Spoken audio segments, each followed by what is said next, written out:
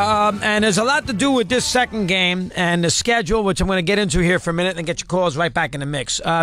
Number one, I thought picking Alabama was a layup. I thought that Alabama was no way going to lose this game. I have too much respect for Saban. They got an extra week to prepare because they didn't have to play in the SEC championship game. They were going to get a little healthier with their defense and get their players back. I think they had something for a change that they had working for them instead of against them, and that is a little chip on their shoulder, whether it was manufactured or not, and I'm sure they manufactured a lot of it. You know, the idea that Alabama got the break of all time, not winning their conference championship and getting into the Final Four. People didn't like that, didn't think it was right. Now, it wasn't as many people as Alabama would like you and make you think, but I am sure that Nick made sure that he told his team over and over again, let's show them that we deserve to be here and nobody thinks we should be in this tournament. Let's go out there and do otherwise. So you had something here that was very different than typical Alabama teams in this environment. Alabama, a lot of times when they play in these Final Fours and these for championships, they're a little banged up because they had to play the extra week and another rugged game in the SEC because they usually win their SEC West. And B, you know, they're the hunted. So they get everybody's best shot, and you know they can get a little stale. And make a long story short, this time the shoe is on the other foot. Alabama was a team that had a little something to prove, which is rare, and they got an extra 7 or 8 days off, which, you know, at this time of the year for young kids is a big thing.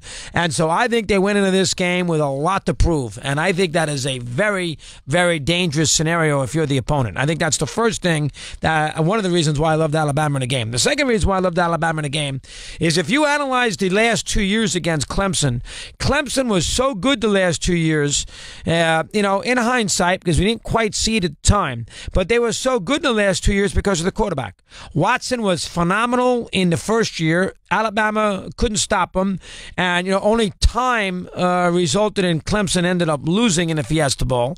And then last year, I mean, he basically wore him out in the second half. So last year, you got a quarterback who might be a great pro, who kind of wore out the Alabama defense. Alabama was a bit tired anyway, and, you know, a little bit banged up and, you know, a little stale. And then you get Watson in there, and that's a tricky combination, and Alabama got beat. So in this particular situation, so that's a perfect storm against Alabama in the last couple of years. 1 year they got away with it. Last year they did not. In this year, you had Kelly Bryant playing the position, and I don't care. I know he's got a chance to be pretty good, and I saw Kelly Bryant play 2 or 3 times this year. I saw him against Louisville. I saw him against Virginia Tech, to name a couple. And, you know, he's a quarterback that runs pretty well, but he doesn't throw the ball that well. He's your typical college quarterback, option quarterback, and he's a guy that is going to be, you know, he's a do-it-all QB, and he is not going to be able to beat Alabama throwing the football. Watson could, he cannot. You know, and so as a result of that, Alabama a little rested, raring to go, belief that, you know, everybody writing us off. That's a weird situation to put Nick Saban in, where he can use that as a rallying cry. And then you got Bryant in there, who's not that great and is not Watson by a long shot. You put everything into that mix, throw the game in the Sugar Bowl, which is not too far from Tuscaloosa, and you are in a rough spot if you are Clemson. And Clemson is very fortunate they lose that game 50-0. I mean, again, it took you a while to get into the game, that in a minute. But the idea that Clemson was somehow down 10-6 in the third quarter is a joke.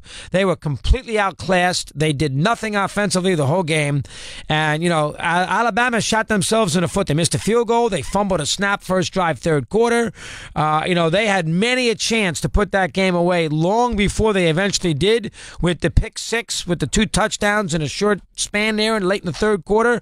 But you just knew once that game began that scoring against that Alabama defense, if you're a Clemson, was going to be next to impossible. So that game was a layup to me. I really was confident that Alabama would win the game, and away we go. Now, again, I thought Oklahoma was going to beat Georgia too, so I didn't get them both right. I was 1 for 1.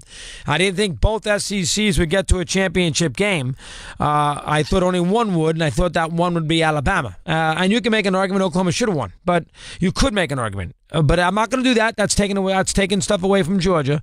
And the fact that Alabama buried Clemson should not come as a big surprise. It really should not. I was actually surprised. Torrey loved Clemson. Herb Street thought Clemson would win 24-20. I don't know how anybody thought Clemson was going to win when Alabama had an extra time off, healthier, a chip on their shoulder, and Watson was in the NFL. And they barely beat him last year with Watson in the team. How are they going to win without Watson? I mean, Watson's the reason. You got to beat Alabama, you need a big quarterback. Or have a quarterback who has a huge day, like Travis Knight did that one year for Indiana. That's how you got to beat them. That's the only way you're going to beat them. And the idea that Bryant was going to do that was absurd. So from that standpoint, I don't have I'm a little puzzled that there were a lot of people out there that thought that Clemson was going to win the football game. Now, I will say this. I think Alabama will beat Georgia for a variety of reasons. I think they're going to feel very comfortable against Georgia. It's an SEC opponent. It's a team that, a couple years ago, they beat 34-0. It may have been last year when they played him in Georgia. He knows Kirby Smart. I think Georgia will be a little tired, double overtime, out in the West Coast. Back east. I know the game is in Atlanta, so that helps them. But, that's going to be a 50-50 crowd. There'll be plenty of Alabama fans there. I think Alabama will win the game. I really do. I think Georgia won't be able to run on Alabama. I think that he'll come up with something for Jake Fromm. I think that I would be surprised if Alabama doesn't win this game. I think this game fits too comfortably for Saban.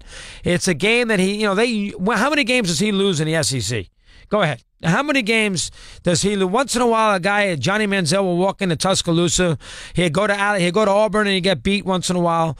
But how many times does he lose an SEC game? And this is an SEC game. The championship game is an SEC affair. And anybody out there right now who wants to knock the SEC, keep your mouth shut. All right? I don't care what Auburn did or did not do against UCF. I'm not that interested in LSU losing to Notre Dame. I could care less. Here's what I do know. At the end of the day. The two best teams in college football play in the same conference. That's what I do know. So the idea now that, the SEC is overrated is a bunch of nonsense. The SEC has got two teams, by far and away two teams. Alabama is much better than Clemson. And Georgia, top to bottom, is probably a better team than Oklahoma. They got a little better balance, a better defense, a little better team. They got breaks yesterday, but they're probably a little better team. These are the two best teams in the country. And I'll tell you, I wouldn't be shocked if Penn State's the third best team. Because Penn State I was impressed with over the weekend. And, Penn State, Oklahoma, Ohio State, put them where you want as far as where they go in order, 3, 4, 5. But the two best teams in the country are these two teams. And this is the SEC. Typical SEC, it's by far, still is, will always be the best conference in college. I know the Big Ten went through all these bowls and beat everybody. I get that. But this is still by far the best conference in college football. When the two best teams are playing for the title, and usually one team, if not both, are in the Final Four every year, you're the best conference in college football. And, enough of the ACC. Everybody wants to go crazy in the ACC. Miami got run over by Wisconsin after a 14-3 lead, and Wisconsin is no better than the third best team out of the Big Ten, and they got destroyed. Louisville got run over by Mississippi State, who didn't have their quarterback or their coach, and Louisville got killed. And that Lamar Jackson, you can take him. He is so overrated. Oh, God, I think he's overrated. But you can take him. And Mississippi State buried them. I mean, anybody who loves that ACC, I think you're crazy. I don't think that is that big a deal. Listen, Clemson was due to lose a game. I'm going to give them a little pass. But Miami and Va-Tech got killed by Oklahoma State.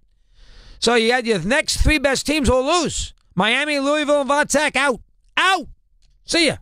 So to me, the ACC turned out to be a little overrated. Now, let me say one thing, and I do not know what the answer is.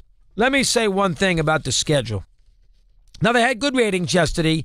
The Rose Bowl on ESPN and ESPN2 had a 14.8 overnight rating. That will go down in the next day or so. And that's a big increase over last year. But, last year was on New Year's Eve, and it was Washington, Alabama.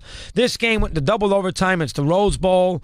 That great setting in Pasadena. Everybody was frozen on the East Coast around the country. They had nothing to do but stay in and watch the game. So they should have done a 14.8. They did a 14-8 for the game. The World Series does about, on Fox did probably Game 7 did what, about a 25. This game did a 14-8. The football playoffs, an NFL playoff game will do about well, here's a better example. The Patriots and the Steelers did a 24-6. This game did a 14-8. It's a good rating, and it's a big increase over last year. Reasons are easy, but it's not a blow-away rating, which I'm a little surprised about. The second game did a 12-5. Now, that's a drop-off, the second game. Now, part of it's the game. It got bad in the second half, but I think part of it's I'm a little football fatigued. You find me anybody, unless you're an Alabama or a Clemson fan, answer me this if you're out there in TV land. Who is ready on New Year's night now, when you got to go to work the next day, and, theoretically, I'm assuming most people had to go back to work today. How many people, the game started at 9 o'clock, how many people on New Year's night, after sitting there for 4 hours on the the Georgia game, throw in the idea that maybe you watched some football earlier in the day, so there were other games on. How many people out there, you tell me, how many people out there made sure that they stayed up and were dying to see Alabama-Clemson at 9 o'clock at night? I was burned out. First off, I'm sitting there watching a great game with the Rose Bowl. I've had enough. And secondly, I'm tired. I've watched a lot of football the last couple of days. I watched NFL Sunday. I watched this on Monday. I watched a lot of football. I watched some on Saturday afternoon. I watched a ton of football. I've had it. It's too much.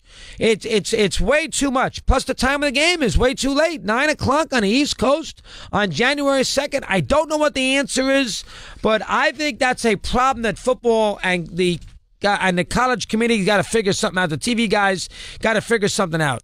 I know that the Rose Bowl has got a bug up their rear end with their dopey parade that nobody cares about. That Gary Sinise and the Tournament of Roses parade that nobody has any interest in.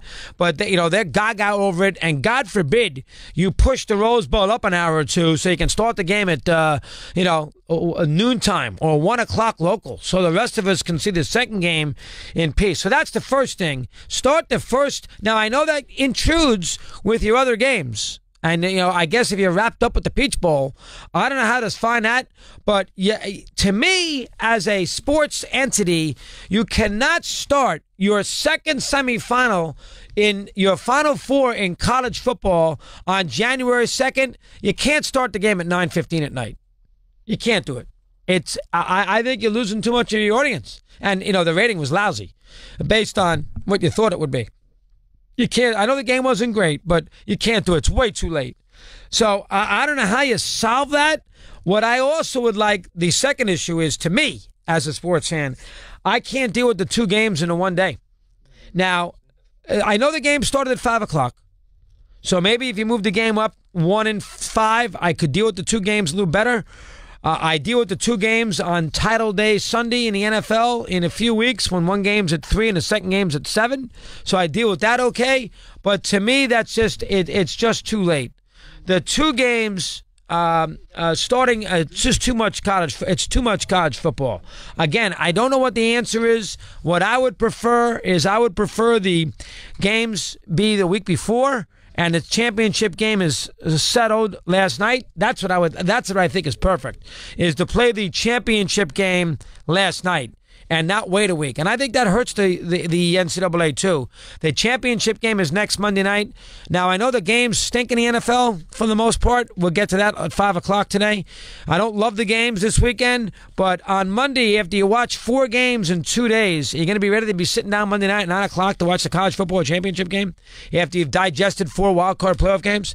I mean, it's just they're not in an ideal situation with how they want to handle this from a TV standpoint. They're really not in an ideal situation, and I don't know what the answer is. I just think 2 games on New Year's night is too much. I think the second game starting at 9 o'clock is too much. I would prefer the games, if you have to have 2 in one day, be at 1 o'clock and 5 o'clock, but then you're going to screw up your other games that day, which, God forbid, the world can't see Michigan and South Carolina. So I understand that. And Rose Bowl, God forbid, Gary Sinise can't wave to 6 people down the Tournament of Roses parade in Pasadena. So, and the Rose Bowl gets a bug up their rear end. So I get that too. But I tell you, it's tough. It's tough. I would prefer one game one day and one game the next. That's what I would prefer. Now, the problem with that is then the team that plays the second day is going to moan and groan that the team that played the first day has got the extra day off going into the championship game. So it's not perfect. I get that. But to me, 2 in 1 day, New Year's night, 5 and 9 o'clock is stupid. And I like Alabama. We continue here on Mad Dog Unleashed. Lock it in.